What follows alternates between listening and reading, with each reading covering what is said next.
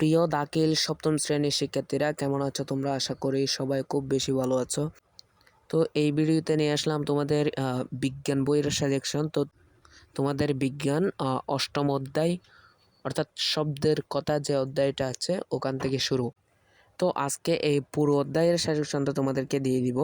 তো তোমরা এগুলো ভালো করে আয়ত্ত করে নেবা। ইনশাল্লাহ এগুলোই বার্ষিকের মধ্যে আসবে। তাছাড়া আমি তোমাদেরকে বার্ষিক পরীক্ষার সব শ্রেণীর সকল বিষয়ের কিন্তু প্রশ্ন আলফাতা প্রকাশিত প্রশ্ন কিন্তু দিয়ে দিব।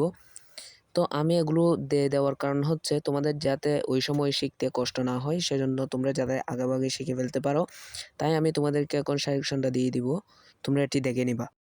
তো শিক্ষার্থীরা, প্রথমে তোমাদের জন্য রয়েছে এখানে বহু নির্বাচনী প্রশ্ন উত্তর। তো তোমরা এখানে অনুশীলনের মধ্যে যেগুলো বহু নির্বাচনী রয়েছে ওইগুলো শিখে নিবা, এবং গাইডের মধ্যে যে পরীক্ষা প্রস্তুতিতে সহায়ক অতিরিক্ত প্রশ্ন উত্তর রয়েছে সেখানে বহু নির্বাচনী যেগুলো আছে ওইগুলো সব শিখে নিবা। আমি বহু নির্বাচনের জন্য আলাদা করে কোনো সাজেশন দিচ্ছি না। তো শিক্ষার্থীরা, এরপরে রয়েছে তোমাদের সৃজনশীল প্রশ্ন। তো সৃজনশীলের মধ্যে তোমরা অনুশীলনী যে 2 নম্বর প্রশ্নটা আছে ওইটা শিখে নিবা। অর্থাৎ প্রতিদিন যাবৎ তপনের বাসা থেকে স্কুলের ঘণ্টা ধ্বনির শব্দ শোনা যেত না।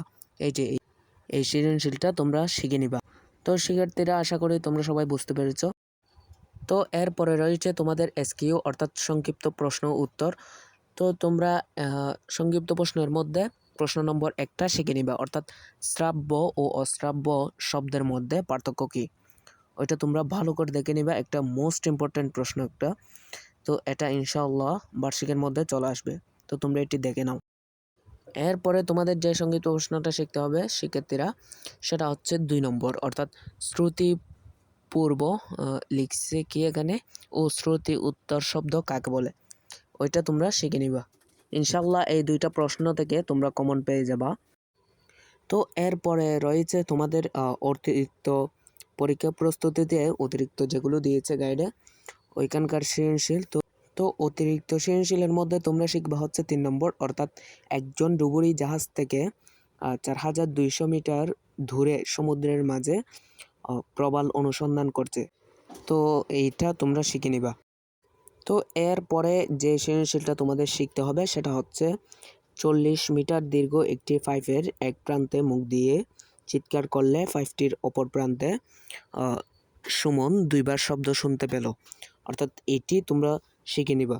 তো 3 আর 4 হচ্ছে শিক্ষার্থীরা মোস্ট ইম্পর্টেন্ট 2টা সৃজনশীল, যা তোমাদের বার্ষিক পরীক্ষায় চলে আসতে পারে, ইনশাল্লাহ চলে আসবে। অর্থাৎ 3 আর 4-এর মধ্যে যে কোনো একটি দিয়ে দিবে।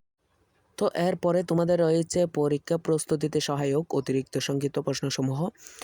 তো এখান থেকে তোমরা শিখে নিবা প্রশ্ন নম্বর 1, অর্থাৎ শব্দ সঞ্চালনের জন্য মাধ্যমের প্রয়োজন হয় কেন, এটা তোমরা শিখে নিবা। এটা মোস্ট ইম্পর্ট্যান্ট একটা প্রশ্ন, আশা করি চলে আসবে এটা।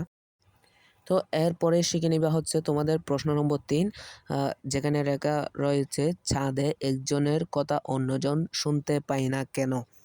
তো এটাও শিখে নিবা, এটা হচ্ছে 1 নম্বর নেয় ইম্পর্টেন্ট। শিক্ষার্থীরা, তোমরা একটা বিষয় মনে রাখবা যে আমি যেগুলোই ধরে দিচ্ছি ওইগুলাই হচ্ছে বার্ষিকের মধ্যে তোমরা কমন পেয়ে যাবা। আশা করি তোমরা সবাই বুঝতে পেরেছো। তো এরপর শিখে নিবা 4 আর 5, এগুলো খুব গুরুত্বপূর্ণ। তো এরপর হচ্ছে তোমাদের একদম সর্বশেষ প্রশ্ন যেটা শিখতে হবে সংক্ষিপ্ত, সেটা হচ্ছে প্রশ্ন নম্বর 9, অর্থাৎ এখানে লিখছি কি নয়েজ উৎপন্ন হয় কেন। তো এটা তোমরা শিখে নিবে, এটা মোস্ট ইম্পর্ট্যান্ট প্রশ্ন, এটা চলেও আসতে পারে আশা করি। তো সেক্ষেত্রে আমি পুরো অধ্যায় মিলে যেগুলো দিয়েছি এসকিউ আর সিকিউ যেগুলো দিয়েছি সবগুলাই কিন্তু কমন। তো তোমরা সবগুলাই পড়ে নিবা। আমি চাই তোমাদের বার্ষিক পরীক্ষার রেজাল্টটা যেন খুব ভালো হয়। তো তোমাদের আর কোন কোন বিষয়ের সাজেশন লাগবে তোমরা কমেন্টে জানাতে পারো।